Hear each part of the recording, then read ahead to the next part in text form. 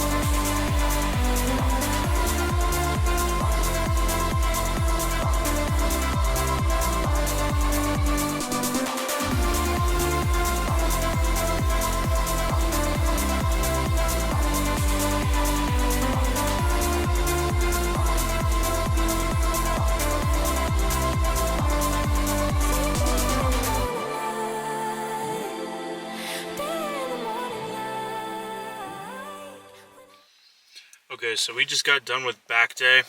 Let's see if I can flip that camera right there. Trying to find some decent lighting. Got the lights on in the car. But it is dark out. So this might be the best we can do here. Yeah, so we just got done with back day. It was pretty decent workout. I was feeling a little weaker than normal, but it happens once in a while. Some of my later night lifts are kind of like that. Not too late right now. It's only about like 9 p.m., but gym closed, so we got out of there. But we did pretty much everything I set out to do here today.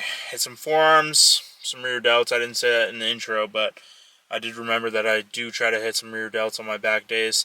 So we hit those pec deck reverse rear delt flies. Kind of my go-to, one of the most stable rear delt exercises you can do. Got in some pretty decent rowing movements today, probably about 5 sets total of rowing on 2 different machines. We got the T-bar row and we got the close grip seated row. My back is feeling pretty cooked right now. I'll give it a good 8 out of 10. I'll say it was a good workout.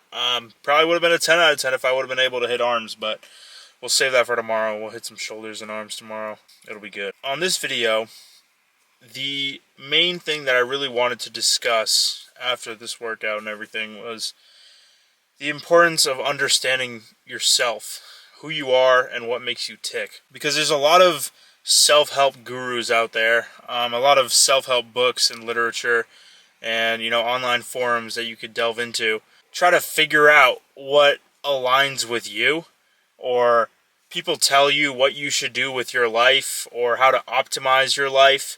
But at the end of the day, you can't try to fit your life into a box. You can't say you're in a forum and people are talking about this is how you should approach this is how you should approach that.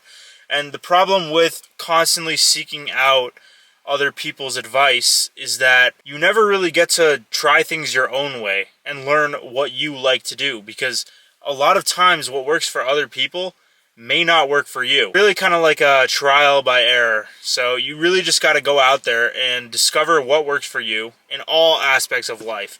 It's whether it be the gym, whether it be, your job, your relationships. So there's no one size fits all is what people really need to realize, and what I'm starting to realize more as I get older and mature. It's not necessarily about following that rigid split that you saw online in the gym, because you may enjoy it for the first couple of weeks, but at the end of the day, if it's not doing it for you at a certain point and you just feel this need to follow this split, then the gym's going to start becoming a chore and it's not going to be enjoyable. And I'm trying to say there are days that it's not going to be enjoyable, but in the overarching long run, you want the gym to be something you enjoy on a daily basis, because that is going to be the only way you will be able to stick to it long term. There's going to be days you don't want to go, but overall there have to be the majority of days where you feel like, yeah, this is where I belong. I feel aligned with this, and I'm heading where I want to go. So that is the first thing I wanted to say on that. The second thing I wanted to say about this is your capacity to get burned out. Different people have different capacities for how far they can go before they start feeling like they're burning out. And it's important to understand where your point is, because once you understand where that point is, you will be able to adjust to that point. So if you're at the gym and you can go, say, you could train hard and you hit 5 days in a row, but after that 5th day your body starts shutting down and you're crumbling. That's when you got to take a rest day. All right? It's time to relax, let your muscles grow on that rest day and come back to the gym stronger. In general, if you're trying to start something and you want to stay consistent with it, you have to understand who you are and how you function and operate on the inside, internally and psychologically, in order to be able to Alright, I'm just literally throwing out big words right now, but